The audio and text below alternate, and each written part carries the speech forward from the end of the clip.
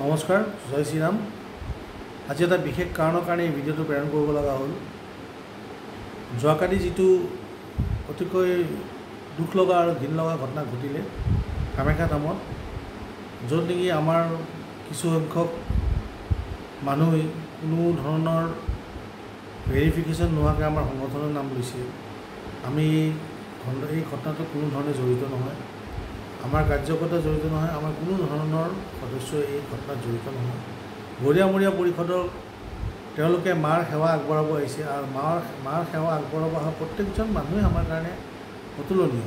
গতিকে আমি তেওঁলোকৰ লগত এনেকুৱা দুখ কাৰ্য কৰাৰ আমাৰ কোনো প্ৰয়োজন নাই আৰু নকৰোঁ আৰু কাৰণো নাই। গতিকে যোনে এই কামটো কৰিছে আমি তেওঁলোকক তীব্ৰ ভাষাৰে গৰিহণা দিছোঁ ৰাষ্ট্ৰীয় বজন দলৰ ফালৰ পৰা। আৰু আগন্তুক দিনত যে এনেকুৱা ঘটনা ঘটিব নাপায় সেইটো আমি চৰকাৰৰ ওচৰত আবেদন কৰিছোঁ।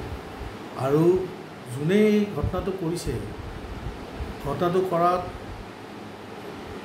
তেওঁলোকক অতি সোনকালে ধৰি গ্ৰেপ্তাৰ কৰি তেওঁলোকক কঠোৰতম কঠোৰ শাস্তি দিয়ক। আৰু এটা বিশেষ কাৰণ কি, জয় শ্ৰীৰাম চিঞৰিছিল যেতিয়া ঘটনাটো ঘটিছে। জয় শ্ৰীৰাম অকল বজৰং দলে ধনী নহয়, এইটো প্ৰত্যেকজন হিন্দুৰে ধনী। গতিকে জয় শ্ৰীৰাম চিঞৰাৰ লগে লগে যে অকল বজৰং দলে জড়িত হৈ গ'ল ঘটনাটো, এইটো ভবাত ভুল হৈছে। এইটো কাৰণ আমাৰ গোটেই যিমান ভাৰতবৰ্ষৰ হিন্দু মানুহ আছে গোটেইবিলাকে জয় শ্ৰীৰাম কৰে।